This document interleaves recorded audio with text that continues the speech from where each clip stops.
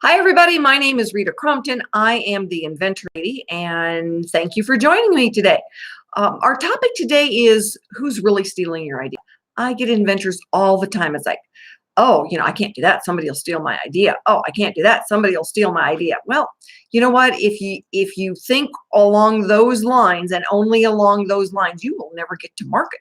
I've had people actually want to have everybody sign a non-disclosure at a trade show. Well, that's not going to happen. Okay, so let's start at the beginning. When you call the first time, I'm going to tell you I will sign a non-disclosure non-compete. I get inventors who say, I want you to sign my non-disclosure. A non-disclosure really doesn't do you an awful lot of good if you tell somebody who wants to compete against you. So non-disclosure, non-compete, I give them away free. If you want one, send me an email. I'll send you one, for heaven's sakes. Okay, so that part of it, you want to be smart, but generally, and as soon as I say people don't do this, they always say, but there's an exception. There's always an exception. Generally, people do not steal your ideas. Ideas are like belly buttons. Everybody's got one. It doesn't matter how cute yours is. I cannot sell it, right? Ideas are the same way. Ideas are just ideas. I had a lady call me from New York one time. She said, my son had this idea and somebody stole it. Well, did you ever make one and get it out there? No, but they stole it. They can't read your son's mind. They don't have a crystal ball. Nobody stole it.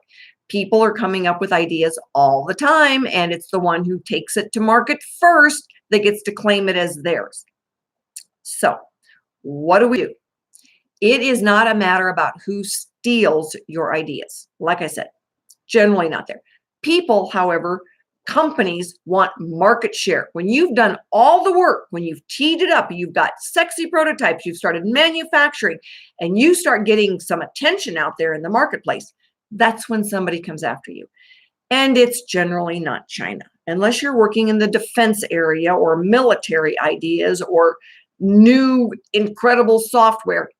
Probably not China on a consumer product. All right. Who is it? It's the company down the street, darn it. It's somebody else in America who sees that you're starting to get market share and they want it, right? Now, they're probably manufacturing in China, but don't just blame China, right? Find out who it is, who's having the order sent in, who's got their name on it, who's advertising it. You can figure it out. Generally, it is a company that wants a piece of your market share, and they don't care if you have filed in any intellectual property. So the next question I hear all the time is then, why should I file any intellectual property? Because it is still the only thing that gives you the right to negotiate, right?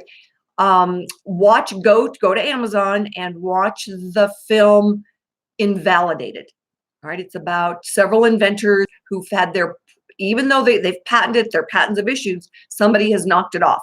Now, Josh Malone is the one who did Bunch of Balloons. He won his lawsuit, even against the PTAB office. So the way you go about this, if you don't have a patent, now you really have no way to fight. At least he had patents, so he had a chance to fight, and he won, right? He won.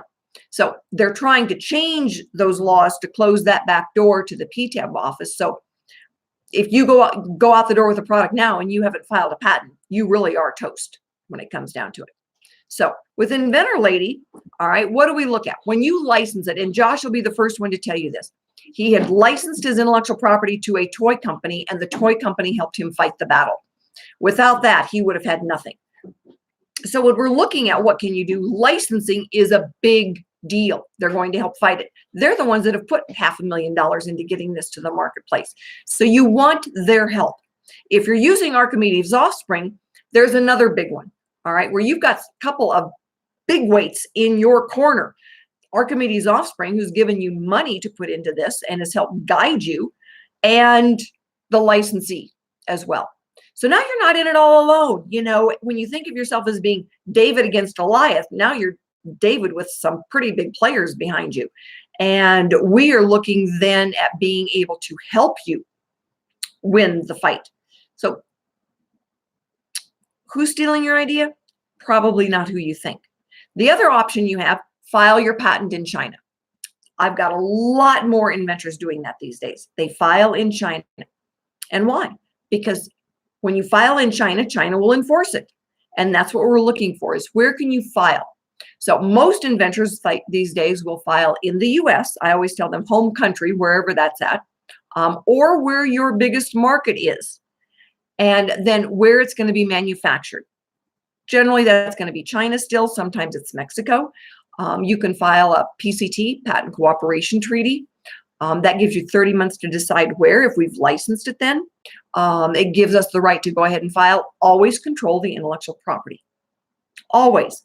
It really stinks when you have somebody else pay for it, because then somebody else, they've got the leverage over you.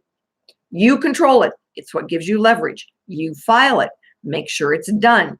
Make sure you stay on top of it. Those are just some little things that help protect you. And if you become an AOS recipient and you make it through the vetting process and you start receiving funds, we're going to guide you on that, and we're going to help you fight the battles. If you're my client for Inventor Lady and you just go after licensing, the licensee is going to fight it with you and for you, because like I said, they're the ones that have put some of the really big dollars into it. And so we want to make sure that you have teed up the leverage that is needed, and that is still the patent. So are there issues with the USPTO and PTAB and, the rights? Yes, but it is still the best path in town. So when I get inventors that say, oh, I just want to be first to market, you are truly out there all alone. You are the David then against all the big players, and you are at risk. Your idea is at risk. Your finances are at risk. Everything now is at risk. Give yourself a chance. Give yourself a fighting chance. Understand the playground, and then make sure that you got the biggest players on your team. That's the way to be successful on this.